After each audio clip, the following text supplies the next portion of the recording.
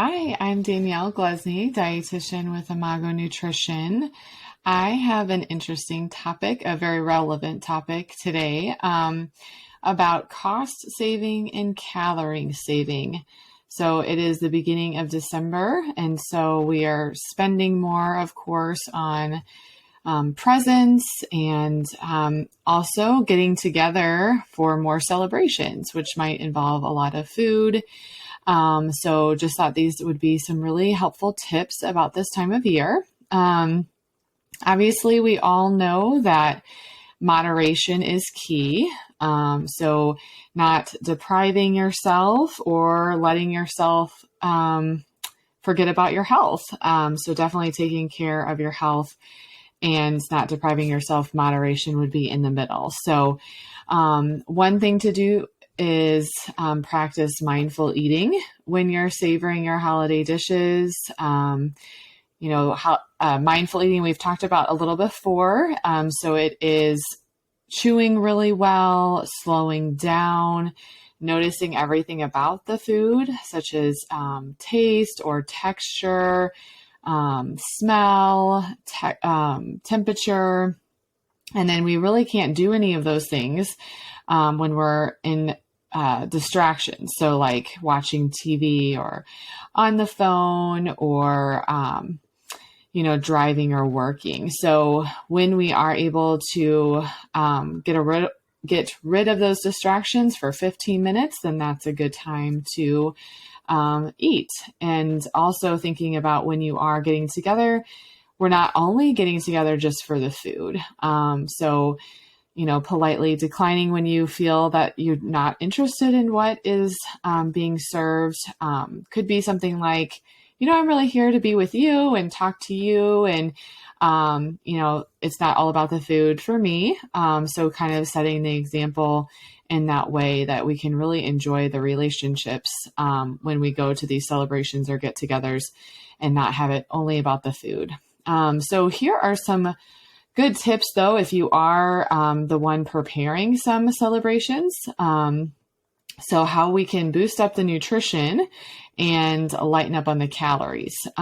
So first, when you're making any holiday cooking or actually any cooking in general, the vegetables can almost always be doubled. So then you're going to increase the nutrition and you're also going to save some money. Since the vegetables are less expensive than the meat. So if you're making like a mixed dish that requires, meat and veggies, thinking about increasing the veggies more for both the cost saving and the nutrient boost. So stirring more green beans in that casserole, or simply trading a starchy side for a new veggie that you've been wanting to make, like Brussels sprouts and just remember the frozen vegetables just have as much fiber and vitamins and minerals as the fresh. I know at this time of year, it's hard to buy fresh. There are some in season for sure, so look for those, but think about what are some options in the frozen veggie department. Another great one is think about when you're making mashed potatoes. The Yukon Gold potatoes are like yellow inside. They give the natural butter, obviously, color, but they are a little bit more moist or more like that creamy texture that you're looking for in mashed potatoes. So if you start with something like those potatoes versus those russet potatoes, those russet potatoes tend to be really dry inside, and then you're going to have to end up adding more and more butter. So cooking with flavor, so adding garlic can also decrease on the amount of butter you might add, or you can skip the cream and butter and keep it light and fluffy with buttermilk or plain fat-free Greek yogurt. The yogurt will add a little flavor similar to sour cream, that plain Greek yogurt. So that's really helpful. Then, of course, there's drinks. So lightening up for eggnog, there's also a low-fat eggnog. So if you start with that, you can do half and half. So 50% eggnog and 50% unsweet almond milk. And then you sprinkle it with grated nutmeg. That's going to give a nice extra holiday flavor. And you won't really probably be missing that extra higher calorie eggnog. So try the low fat eggnog and then mixing it with 50% almond milk. Another one is dips. Okay, so thinking about dips, if you can make a dip with mayo made with olive oil, so that's the good heart healthy fat. So that's a good alternative to the regular mayo. Or you could even substitute plain fat-free Greek yogurt for sour cream. And then those would be the great heart healthy alternatives to regular sour cream. So we're going to save on calories. And then another way to save on some calories is thinking of veggie chip.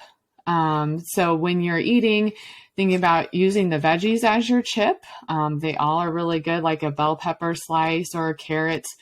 Those carrot chips are kind of convenient. They're kind of flatter and they have that crinkle cut.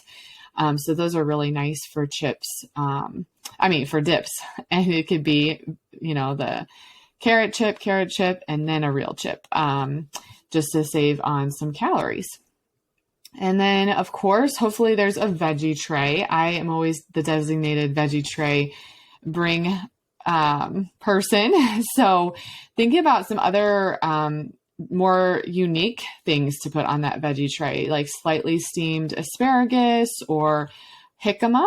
Jicama is a Mexican potato that is super simple to prep. All you do is peel the rough outer coating, and then you slice it into however kind of shape you want. It could be more like long, finger length, or shorter, a rectangle size, whatever you think is convenient for, using a dip, or just eating it. It's going to be like a carrot, but a little more juicy and a little less hard. So it's a little softer than a carrot. If you have anybody, my house is full of loose teeth. So that's always helpful to know which vegetables are a little softer.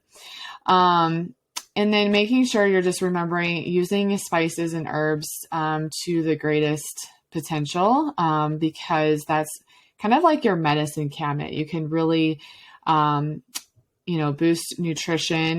They're full of antioxidants, and that can help reduce the sodium too. You don't need as much sodium or salt when you're having lots of spices and herbs.